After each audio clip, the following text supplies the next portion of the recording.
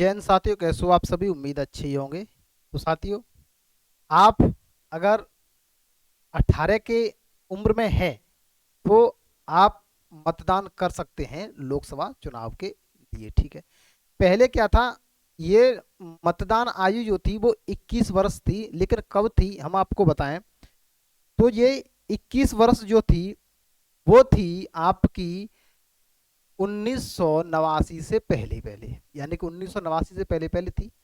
कितनी? 21 वर्ष, यानी कि 21 वर्ष जो आपकी आयु थी वो मतदान करने के लिए थी। लेकिन ये 21 से हटा करके अब 18 वर्ष कब की गई भाई?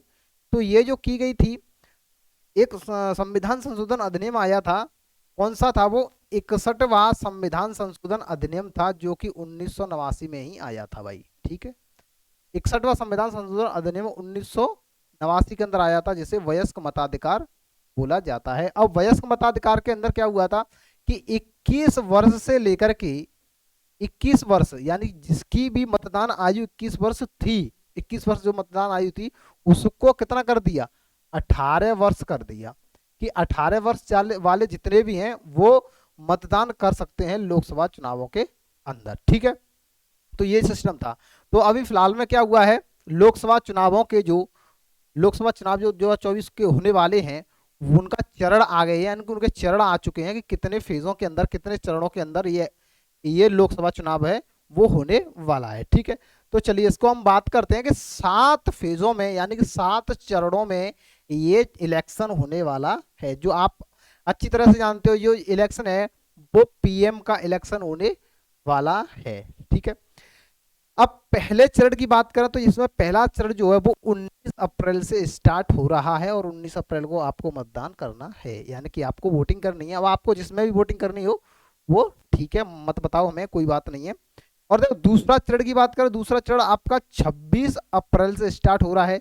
तीसरा चरण 7 मई से स्टार्ट हो रहा है, और चौथा चरण जो है वो आपका 13 मई को स्टार्ट हो रहा है। ठीक है।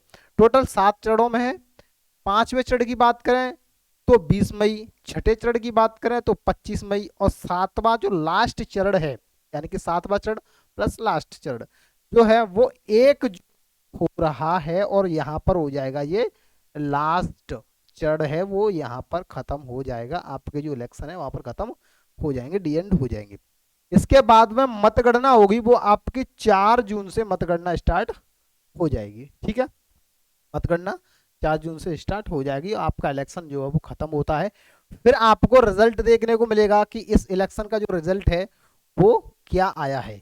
यानी कि हम आपको बताएं, जैसे कि पीएम है, यानी कि जो नई सरकार बनेगी, क्या बनेगी? नई सरकार के बारे में बात करें तो जो नई सरकार बनेगी वो कौन की बनेगी? बीजेपी बनती है, कांग्रेस बनती है, कौन बनती है भविष्य में, ये देखते हैं।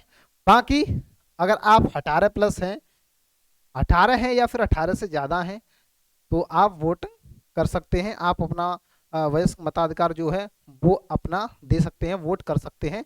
तो जिसमें भी आप करना चाहो, आपको लगता है कि अब सरकार किसकी बननी चाहिए, हमें किस में वोटिंग करनी चाहिए, उसको आप कर सकते हो। ठीक है। चलिए एक नई वीडियो के साथ आपसे मिलते हैं। ठीक है मेरे भाई, तब तक के लिए